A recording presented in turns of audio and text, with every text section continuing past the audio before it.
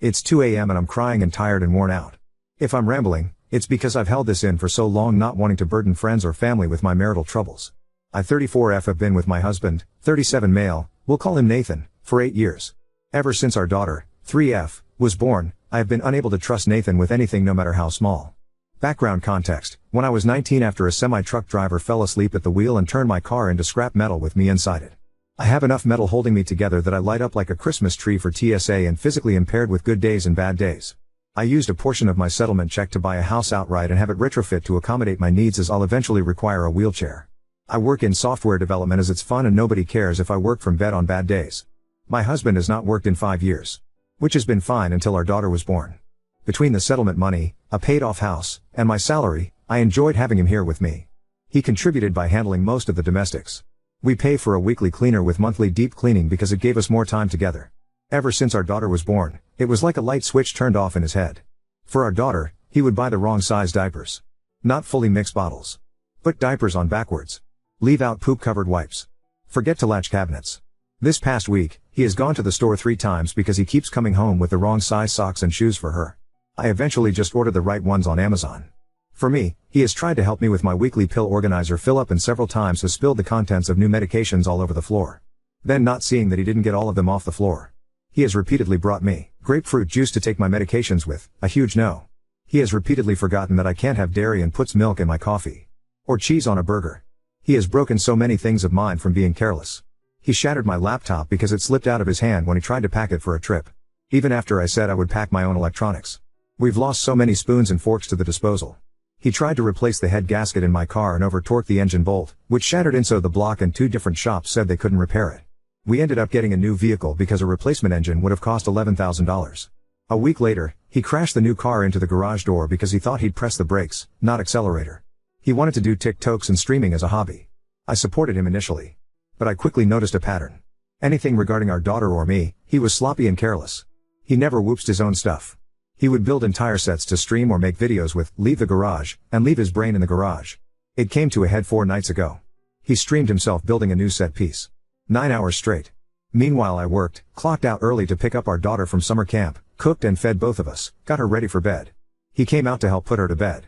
I let him know that I needed to get some work done and would be in my office. And I asked him to take the trash out.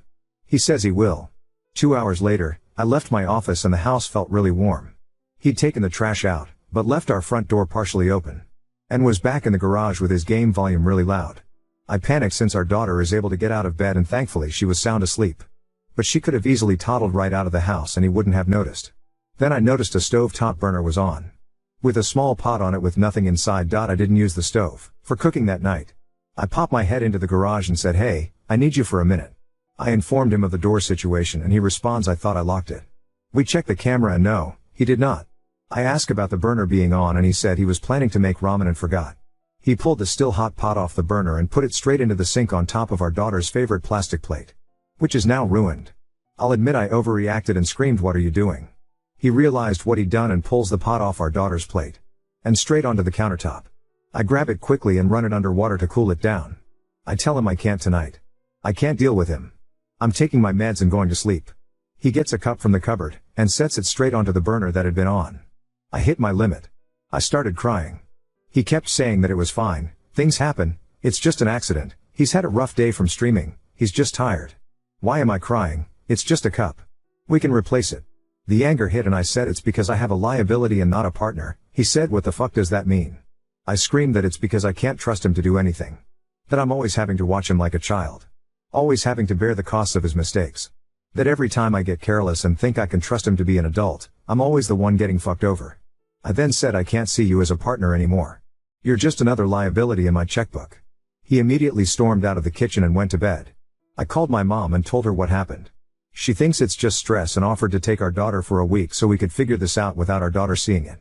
She says it was an asshole thing to call my husband a liability. In the morning, I told my husband that my mom would pick up our daughter from summer camp and offered to watch her for a week.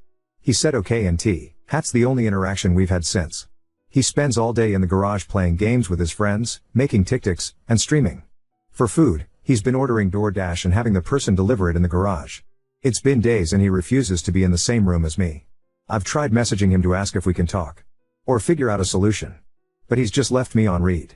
If I pop into the garage, he ignores me but apologizes to his friends or viewers for the interruption and geek unmute his mic when the noise stops. Before the blow up, I've asked if there was something going on. I tried to gently respond every time he screwed up so our daughter didn't associate mistake to anger. I asked him to schedule with a doctor to see if something was going wrong medically. He always said I was overreacting, people make mistakes. And didn't see an issue, even when the same mistakes kept happening. When I tried to get him to understand that it was concerning just how expensive his mistakes were getting, he'd wave it off as it's not like we can't afford it. I love him dearly, I just miss the person he was before we had a child. The one I could trust and rely on. Did I screw this up forever? Was I being too harsh on his mistakes? Update 1. Before I get into the update, going to answer some repeated questions. Why does my husband not work? He can easily find employment, but we both agreed that the pay was never worth the toxic environment of his field unless he wanted to start his own business, which he did not. He worked in home repair and renovation. It was gross how his coworkers spoke of and treated women, female customers and coworkers alike. He saw many female coworkers be sexually harassed into quitting. He hated how gross it made him feel when sales and adjusters would take advantage of women. Yes, selling inferior and unnecessary services at a premium is a thing. If he said anything, his hours would get cut until he left. He left one job on the first day because his boss left a screaming voicemail for not selling a refrigerant service to a young black couple who didn't even need refrigerant. Yes, he's got documentation and reported multiple employers to the state labor board. And checked back. Nothing was ever done to our knowledge. He's also tried a factory job and a warehouse since leaving the trades. Both heavily penalized him for needing scheduled time off for my medical needs. There's no worker protection here for any of that until FMLA, unpaid, which takes a year to be eligible for. Yes. It is a privilege to walk away from a paying job with your middle fingers held high. I have done the same many times, but I'm happy where I'm at right now because it's the opposite of toxic. I'm thriving and our company has a no penalty, unlimited paid sick/medical leave policy that is strictly enforced at all levels of management. Any lead who penalizes people for taking leave gets sacked. A unicorn of a company. Add in a child and short of finding another unicorn employer who won't penalize him for needing time off for me or our daughter, such as when daycare closed for a week due to an RSV outbreak, puts him out of the workforce until either I stop working or our child old enough to not need consistent monitoring. Last reason for this dynamic is that although I'm disabled, my job pays almost double the highest salary he's ever had. With no reduction in pay for needing time off. It doesn't make financial sense for us to switch who the working partner is. 2. Does my husband have a large following or make money from streaming/TikTok? No. His lives have an average of 6 viewers. And his Twitch has 3 followers. When we did our taxes, he didn't get a $1,099 and he showed me that he'd got all of $6 from TikTok live gifts. Nothing from Twitch. His viewer counts are about the same as end of last year. 3. Why do we still have a weekly housekeeper and have our daughter in summer camp and part-time daycare? I hate the dynamic of niece spouse working a single job for 40 hours a week while the other juggles simultaneous domestic duties, child rearing, care, enrichment, socialization, and essentially being on call 24/7. I would not want those expectations of me and couldn't fathom putting all of it on someone I love and cherish. If my husband did all of the activities and field trips that daycare did, his evenings and weekends would be taken up by domestic duties that I would physically struggle with assisting. The weekly housekeeper helps prevent deferred cleaning paralysis, where small missed things pile up into unwieldy monster tasks and struggling with where to start. The monthly deep clean and organization has been a world of self-care as we navigated to having an infant and the transition from infant to toddler. 4. The allowance thing. Yes. I wanted a dynamic where my husband had his own money even if he was not working a paying job. Maybe I've been on social media too long, but I've read so many stories of non-working spouses, albeit mostly women, being financially abused or unable to leave marriages because they did not have access to money they could save up in private. Should I have stopped it sooner when our dynamic became too unbalanced? Yes. I own that. 5. As for what happens if/when we divorce, the house and settlement balance is in a trust completely separated and as far as my lawyer can tell, out of his reach. Alimony would be up for a judge to decide, but between my documentation, that his licenses/certs aren't expired, plus my continual medical costs, Teresa a good chance of not being obligated. Hopefully that answers most or all of the background related questions. On to the update. Friday I finished work to the smell of food being cooked. My husband was plating dinner on the table when I left my office. He said he wanted to talk over dinner. Some people had given me a heads up that my story was on multiple TikToks and I'm grateful because it meant being prepared for possibility he would see it. Which, I have feelings about my post being used for content on the very platform my child and I have been neglected for. Not good ones. He did see one. He asked if it was me and I told him the truth. Yes, I wrote it. Yes, that's how I feel. And yes, I read the comments on Reddit. And no, I won't delete or change how I write about him just because I know he can see it. I don't know how to describe his reaction, but he said he'd spent the last day reflecting on just how bad could it be for so many medical diagnosis suggestions be given as reason and justification. He did say that he's not ADHD. His mom was addicted to opioids and Ritalin when he was a kid, and she tried to get numerous doctors to have him diagnosed ADHD. She had him believing he was, so he also sought out 2 opinions once he was an adult. He didn't learn about her addiction until his mid-20s. He did seek therapy once he was aware that his mom was trying to use him for pills. He said he was willing to see a psychiatrist one more time, but he doesn't think he's ADHD or autistic at all. He does think he might be depressed though. If not depressed, he will ask about some of the other medical suggestions if it will ease my worry or rule out a major problem. He did sound genuine in this, but something he said is sticking with me. He said it jokingly and apologized as soon as he saw the hurt in my eyes. That everyone saying there's something wrong in his brain must be onto something, since he chose to love and marry someone medically fragile, knowing our life together would be anything but normal. He did also admit that the night he'd left the door open, the pot on, ruined our child's favorite dish, and a cup, he drank a little too much on his stream. And would monitor that more closely. He said the last few nights, he had been filling his wine bottle with grape juice so it looked like he was a jolly drinking Viking, but was actually sober. He said he would keep doing After dinner, we went out and he surprised me with seeing the new Deadpool movie. We didn't go to our normal theater because he looked up what each theater had for limited edition popcorn buckets. I now have the baby Deadpool one that holds popcorn and a drink. We spent the next day going over the extent of how our family dynamic changed for the worse. How the little things have added up. How I see change as a part of an apology. If you verbally apologize but repeatedly do the same thing, the apology words are worthless to me. And that he didn't recognize just how frequently he was making the same/similar oopsies.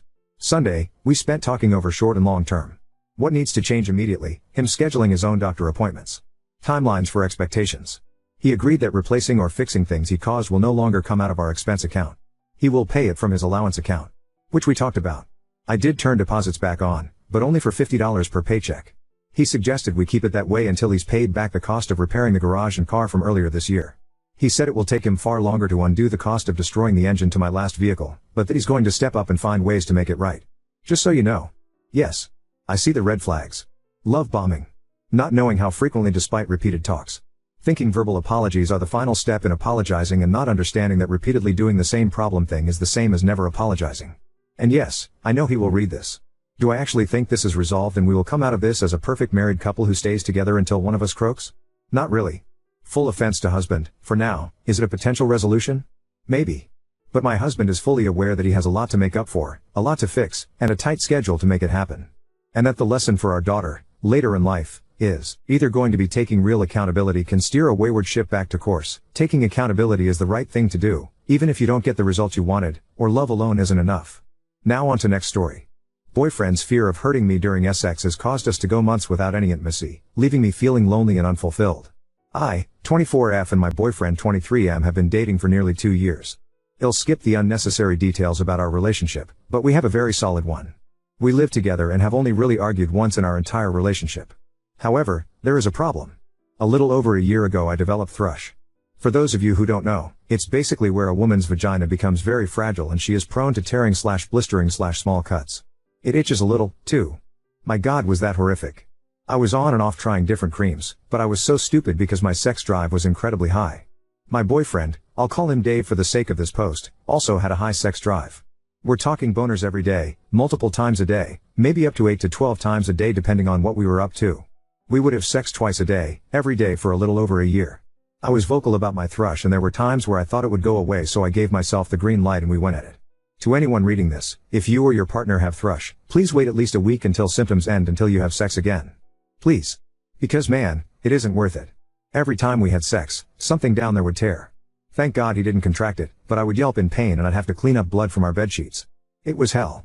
After around 2 months of me thinking I healed, us trying again, and then me ripping seconds after penetration, he stopped initiating. I totally understand why. It took me about a month and a half of no sex to heal from thrush. I told him that I officially was healed, and he said that he was happy I was okay. However, he wouldn't initiate anything. So I did. I tried everything in the book. I dressed up. I tried dirty talking him. Strutting around naked. You name it, I tried it. Now, our physical affection wasn't affected. We would cuddle for hours, still. It was our sexual affection that ended. After about 3 months of this, I decided to confront him. I asked him what was wrong, and what I could do to make him attracted to me again. After a very long pause, he said that he was still attracted to me. He was just scared of hurting me again. I suggested that we could start slow, maybe just blowjobs, fingering, doing finger stuff, whatever. He agreed, saying that he would like to try it out. A few weeks passed and I tried initiating to no avail. Every time I would try, he'd just kiss me on my forehead and hug me, saying "aw." All followed by cradling me along with more pecks on my forehead, cheek, and lips. Now, this is very cute, but after getting rejected time and time again, it began to hurt. It's been 3 months since then. Recently I brought it up. I didn't want him to think all I wanted in a relationship was sex, so I didn't talk to him about it sooner. But I realized it was taking a toll on my mental health, so I thought it would be best to communicate how I felt. I told him exactly this, and I asked why he wasn't horny around me anymore. He said, "I don't know. But I'll find out what's going on eventually." And that was the end of the conversation. He recently took a blood test and everything was fine. All of his levels were perfectly normal/healthy. He rides his bike 3 to 5 kilometers daily and has a decent social life. Not a lot of drinking, either. He jacks off maybe twice a week, which is completely fine with me. He doesn't watch porn. At least, if he does, it'll be a once or twice a month thing. Another thing to note is that I haven't gained or lost any weight since our relationship started, so I don't think it's anything like /that/. Recently I've been feeling so lonely. No, I will absolutely not cheat on him or seek attention elsewhere. But I feel like less of a woman. I have to go lock myself in the bathroom and turn the bath water on to bawl my eyes out while he's in the other room. I don't want him to see me like this. It's like we're roommates who cuddle, kiss, and have deep conversations. He used to get boners just looking at my clothed body. What changed? I asked if he possibly was traumatized from my thrush. "Am all good down there now?" And he said he wasn't. I don't want to be a controlling girlfriend and tell him he has to have sex with me. Small update, while this is getting attention, sorry it couldn't be a more interesting post, but I've gotten some lovely advice. I am going to assume that he's traumatized but in denial, so a lot of patience is needed for this. I decided that I will slowly show him that nothing is wrong by, gosh, sorry for the TMI, presenting myself to him with a dildo inside. Obviously I won't just drop my pants when he gets home from work, lol. But I'll slowly ease him into watching and see what happens from there. Another update, thank you for the responses. I've gotten some interesting advice from all of you. It varies from, tell him you're thinking about cheating, to Heskay to he's been seeing someone else, to go to couples therapy, and if the above doesn't work, I believe I will suggest going to couples therapy. I forgot to add that I have vaginismus. I'm a total catch, aren't I? And that may have led to thrush/my yeast infection. I will absolutely not cheat on him or threaten him with a breakup. However, I will mention very verbally, but kindly, of course, that this is making me sad. So much so that it plagues my mind every day, and I'll even mention to him the whole crying in bathroom thing, as much as I don't want to. I am on vacation for another 25 days, so I won't have an update until then. Update 1. I returned from my trip abroad after leaving for 1 month. It was very hot in the city we live in together, and it is uncommon to have an AC in this country, Germany. So, I decided to purchase a fan. Now, that was a whole situation on its own, and I even posted it on my profile here nearly a month ago. Long story short, my boyfriend, 24 male, was feeling uncomfortable about me getting a fan. I promise this ties into my update, and was so upset about it, that when the fan arrived he was visibly upset and went as far as walking out of the room without speaking to me for a few hours. He later came into my room on hour 3, after I made a Reddit post about my confusion about the fan, and told me that we needed to talk. He said he needed until tomorrow to explain himself, though. So I waited. He sat me down the next day and began with the weirdest thing. Up. I don't get excited about things you get excited about. What? For instance, the fan. I don't. I'm not excited about it. I told him that I would be more than happy to move the fan into the living room, where I could sleep on the guest bed during warm nights. He shook his head and told me it wasn't about the fan, and he didn't know why he brought that up. He paused for a long while and began to tell me what was going on with him. And no, it wasn't what anyone suspected. A bit of important background, when we first started dating 2 years ago, on the 3rd date I told him that I wanted children in the future, and I only wanted to be with him if we could be together for the long term. He was happy that I wanted children. I then told him that it was not my wish to be pregnant. I wanted to adopt kids, or if his bloodline was important to him, I would consider surrogacy. He said he was okay with this. Well, months passed. 2 years passed. Apparently, this whole time, he hasn't been intimate with me because he wanted us to have a real family where I would get pregnant. At the moment, I am 25 years old and I don't even want to think about pregnancy. He is 24. Here in Germany it is very uncommon to have children at a young age, and we both agreed that we wanted kids when we're anywhere between 30 to 35 years old. So this took me by surprise. I simply cannot fathom how you don't want to have sex with your partner because you dislike the idea of adopting children with them in the far future. He says he felt guilty for feeling this way, and was trying to come to terms with it. He kept on trying to get over this feeling and hoped that it would pass, but every time I brought up our future he shut himself down. I noticed that he was much more hesitant to talk about the future, to fantasize about where we would live, what we would name our kids, what our day-to-day lifestyle would be, so I stopped pestering him about it. I heard that Germans like to take things slow, and I didn't want him to think I was rushing him. But I should have brought it up more. I know I should have. I kept on convincing myself that I was being too clingy and pushy about our future together, so I was able to simply stop asking about it altogether. We immediately decided to split up, and I decided to move out because moving stresses him out, and he had a huge exam coming up that he needed to focus on. Luckily I found an apartment. It's sadly very expensive, so I'm now trying to find a roommate, which has been very stressful. Between the breakup, searching for a new roommate, moving, and working, I'm going crazy. I want him back. We spoke about getting back together, but he said something along the lines of, I don't know. I love you. But I guess if I really loved you enough, I would have stuck with you through anything. And I didn't. What does that mean? I don't know. Maybe I made a mistake. Maybe I'm still making that mistake by not trying to work things out. But maybe this is the right decision. I don't know, Op. I wish you would have told me that your mom suffered from many miscarriages before having you. Maybe that would have changed my ND. But I made up my mind at the time, and it looks like I have to stick with it. Or not? I don't know. I know I should have told him about the whole my mom had like 10 miscarriages before having a baby, but I didn't think that was important, as I have many reasons for not wanting to get pregnant. It just isn't my thing. And you know, if he did love me like he always told me he did, he would stick with me through this. But he isn't. That's my answer. I don't want to accept it, but that's just how it is. You know the saying, if he wanted to, he would. Well, I'm a true believer in that. He's been crying daily, and while I do appreciate him helping me move out of our apartment, it keeps giving me false hope when he comes over to set something up for my new place. I keep thinking, oh, he'll come around, except he doesn't. It's only been 3 weeks, but he seems so incredibly lost and hurt over this that it isn't worth it for me to give this a second thought. I am utterly heartbroken. I wish we could have talked this out rather than jumping to a breakup solution, but I don't have any answers to this problem. I know better than to wait for him to come back to me, but my God, my mind is telling me to do so. Life has become much more complicated, and I don't even know if I want to live in this city. I'm so defeated right now. All of our friends and family members have told us that there has to be more to his story. There has to be another reason as to why he doesn't want to mend things. But I've asked over and over again, and he said it was this single bump, for lack of a better word. I thought, aside from our lack of sex, that our relationship was perfect.